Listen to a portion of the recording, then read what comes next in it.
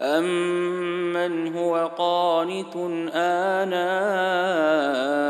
اللَّيْلِ سَاجِدًا وَقَائِمًا يَحْذَرُ الْآخِرَةَ وَيَرْجُو رَحْمَةَ رَبِّهِ قُلْ هَلْ يَسْتَوِي الَّذِينَ يَعْلَمُونَ وَالَّذِينَ لا يَعْلَمُونَ إِنَّمَا يَتَذَكَّرُ أُولُو الْأَلْبَابِ.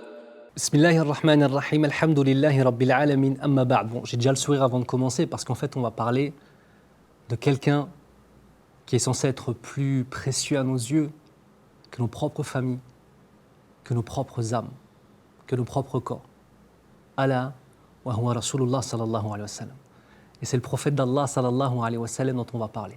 Et là on va parler en fait non pas de la personne, Inch'Allah, on espère pouvoir faire des rencontres dans lesquelles on va parler de sa magnifique personne sallallahu alayhi wa sallam qu'on aime, mais là on va parler de son statut de prophète. Et voir ce que ça implique un petit peu, Inch'Allah, à travers l'explication d'un verset وَمَا يَنْطِقُ عَنِ الْهَوَى إِنْ هُوَ إِلَّا وَحْيٌ يُوحَى. Ce qui signifie, écoutez bien, et il ne parle pas sous l'effet des passions, ces paroles font partie de la révélation. Alors, on va essayer d'être clair dans la méthodologie. Le Coran al-Karim est la parole d'Allah subhanahu wa ta'ala. Aucune intervention humaine, ni dans le sens, ni dans le choix des mots. C'est très important ces deux dimensions-là. Ni dans le sens, ni dans le choix des mots. C'est-à-dire que le prophète sallallahu alayhi wa sallam reçoit par le biais de Jibril alayhi salam cette parole qu'il transmet. Il ne change rien au sens et il ne choisit pas les mots. C'est une révélation. La sunna du prophète sallallahu alayhi wa sallam, donc ces paroles, à lui, lorsqu'il parle en tant que prophète sallallahu alayhi wa sallam, le sens émane d'Allah.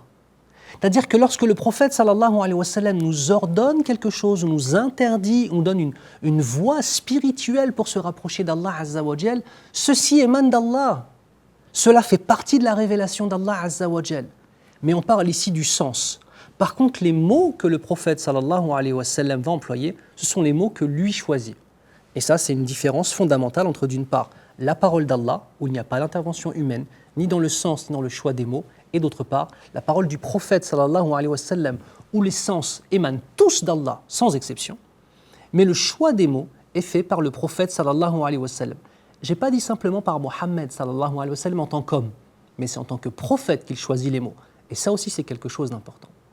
De même, Allah azza wa jal nous dit وَأَنزَلَ اللَّهُ عَلَيْكَ الْكِتَابَ وَالْحِكْمَةَ وَعَلَّمَكَ مَا لَمْ تَكُنْ تَعْلَمْ وَكَانَ فَضْلُ اللَّهِ عَلَيْكَ عَظِيمًا. Ce qui signifie, et Allah azza wa jal a fait descendre sur toi, a révélé, écoutez bien, al-kitab, le Coran, wal-hikmata.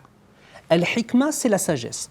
Lorsque nous avons un khitab, c'est-à-dire une parole d'Allah qui s'adresse directement au prophète Mohammed sallallahu alayhi wa sallam, c'est la première condition, et que nous avons le mot al-kitab, le livre, al-hikma, la sagesse, et bien dans ce contexte-là, lorsque ces trois éléments sont réunis, notamment, pas forcément toujours, mais en tout cas de base, eh bien le terme hikma signifie la sunna. Nous avons révélé pour toi le livre et la sunna. Et le terme hikma, la hikma, c'est dire la bonne parole, au bon moment, de la bonne façon, à la bonne personne. Et la hikma de la sunna, c'est le fait de nous montrer comment pouvoir adorer Allah azza wa jal de la bonne façon, au bon moment, de la façon la plus juste, dans les actes en tant que tels et dans les paroles en tant que telles. وَعَلَّمَكَ مَا لَمْ تَكُنْ تَعْلَمْ. Et il t'a enseigné par révélation ce que tu ne savais pas. Le ilm du prophète sallallahu alayhi wa sallam, la science du prophète sallallahu alayhi wa sallam est d'origine divine. Ce n'est pas simplement un homme qui est en train de réfléchir à des problématiques ou à une méthodologie de purification de l'âme. Cela émane d'Allah azza wa jal. وَكَانَ فَضْلُ اللَّهِ عَلَيْكَ عَظِيمًا.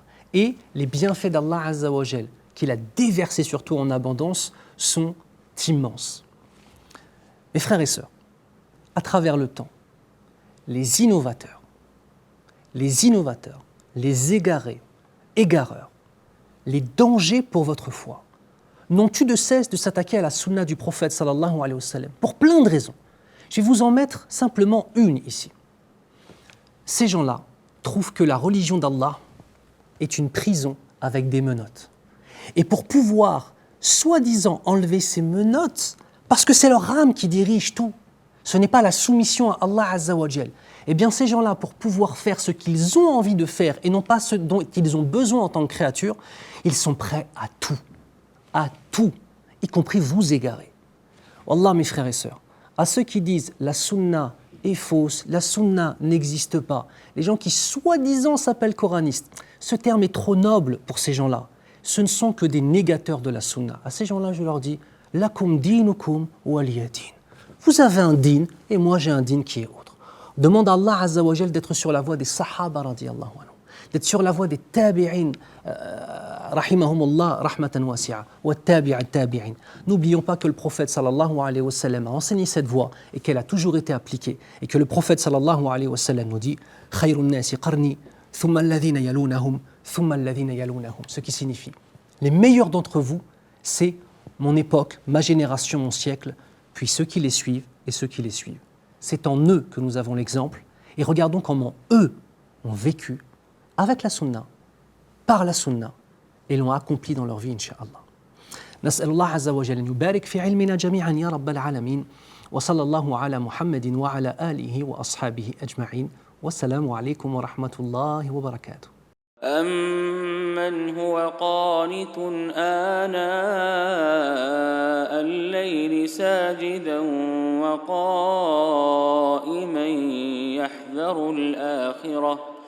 يحذر الآخرة ويرجو رحمة ربه قل هل يستوي الذين يعلمون والذين لا يعلمون إنما يتذكر أولو الألباب